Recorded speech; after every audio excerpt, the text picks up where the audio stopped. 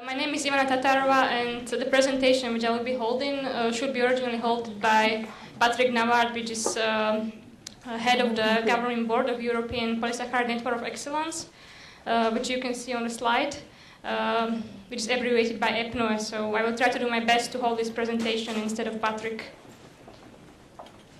So EPNOE is a network connecting academic and industrial partners. Basically, it consists of 16 research partners, which are spread over all Europe, as you can see on the slide, and 27 companies, which are different by size, going from a size of SMEs to multinational corporations. Basically, it provides common education, research, and should strengthen communication between industry and academia, and promote the organization of different contracts between these companies and academia. So why polysaccharides are of focus of such a network of partners? Basically, polysaccharides are very important materials which are produced in a high amount. And as you all probably know, they show great potential to replace oil-based plastics. And therefore, there is a high focus on these materials. They are natural biopolymers, and therefore they can be used to produce renewable and biodegradable materials, which meets fully the concept of sustainability. So to focus on the missions of EPNOE, there are three main missions. Basically, it is research, education, and relations with industry. While in the research field, the EPNOE tries to perform multidisciplinary research on a world class, focusing on polymers and polysaccharides. From the point of view of education, the EPNOE tries to educate young scientists to prepare them for this research in this field, and also disseminate all the results and activities at all levels of society. The relationships with industry are focused on innovation, building of collaborative research, and sharing this expertise between different partners, basically coming to the higher scale. And the fields that are covered by this research are basically materials, food, and health. Something about organization. Basically, as I mentioned, there are either academic or industrial partners. So the division is made as follows. There are regular members, which are represented by the 16 academic partners. And then there are associate members, which are 27 companies. And EPNOE, as an organization, has basically four bodies. There is General Assembly, which is assembly of 27 plus 16 members coming from each partner, and these members basically make a rough plan of the activities of the EPNOE.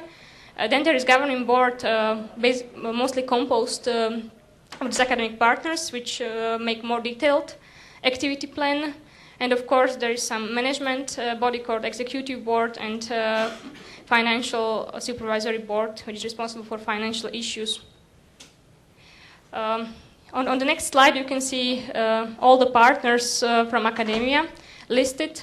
As it is probably following from this slide, these partners are covering a broad field of research, going from polymers, biomaterials, through food and applications on different levels. And as the first partner, there is coordinator of these activities, which is Armin Semev in France.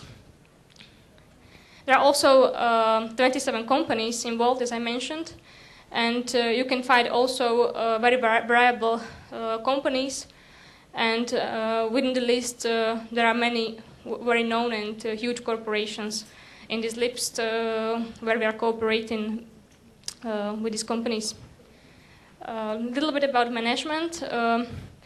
There is a president of this organization, which is sitting in France. It's Dr. Pierre Avens, and president of governing board is Patrick Navard. You can see him in the picture, but unfortunately I cannot focus Probably most of you know him.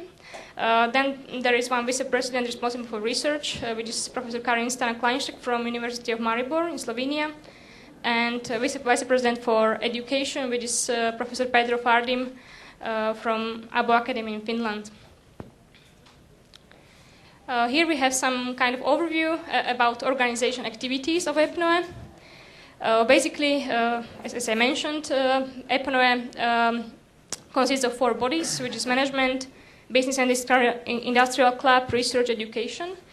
And as this organization exists a couple of years already, there are some activities which came out of this initial organization, and these are successfully running and accepted European Commission projects. At the moment, there are 4 activities which came from the EPNO members, which is Surfon Cell project, STEP ITN, EFOR and STREAM project. And moreover, the EPNO organization is also organizing EPNO conference. There were already two such conferences organized, and another one is planned, but I will come to this later. When we focus more on the EPNO as well, there is an important role of president, which connects management and business and industry club, and there are roles of research and education vice presidents, and EPNO conferences are all normally organized by particular member where the conference is held. EPNOE was developed initially as a 6th framework EU program, which had a duration since May 2005 till October 2009.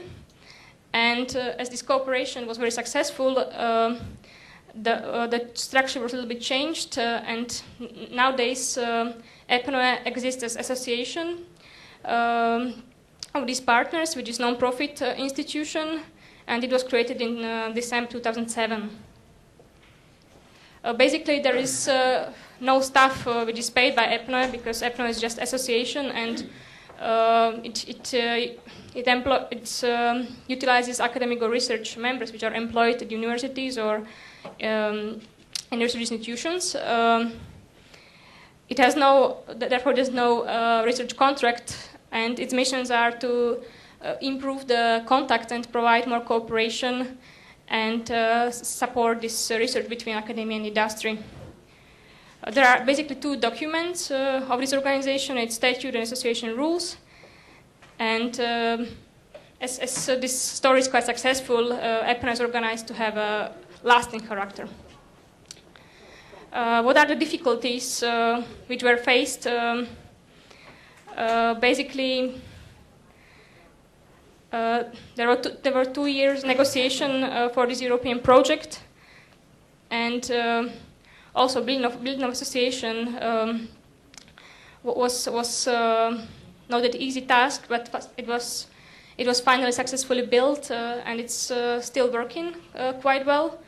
And talking about economic structure, budget is basically coming from the industrial members' fees, but the membership has to be renewed every year and can fluctuate according to the economic situation which is currently existing. Coming to the achievements of EPNOE between the year 2007 and 2011, it means since it changed its structure, there was a huge network of scientists created, which includes more than 100 scientists and more than 70 PhD students, which are normally met on regular basis, either face-to-face or exchanging ideas by teleconference meetings. The research fields, as I mentioned, are covering materials, food, and health. It's a really top-level scientific research, which is confirmed by really many publications that were produced, and also many research activities which are running in form of projects. A good sign of the cooperation and real networking is that there are about 20 PhD students which are shared between at least 2 institutions. Coming to the education part, EPNOE participated on several activities like European University Program, Renewable Bioresources and Biorefineries, and EU Commission-sponsored education network for sustainable utilization of renewable resources. Taking into consideration academic relations, there are 2 meetings of these industrial and business partners per year, and basically there are 270 research projects running on these institutions which are connected by EPNOE. From point of view dissemination, there was a research roadmap elaborated covering years 2010 to 2020, and there are some video lectures freely available on the EPNO website. From the technological point of view and innovation, there is always effort to have a look what is new in the field and to monitor the current activities.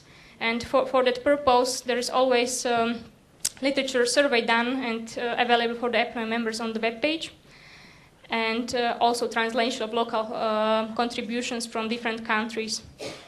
Talking about EPNO conference, there was one organized in the 2009, which was the first EPNO conference. It took place in Finland, and there were more than 250 participants from 31 countries.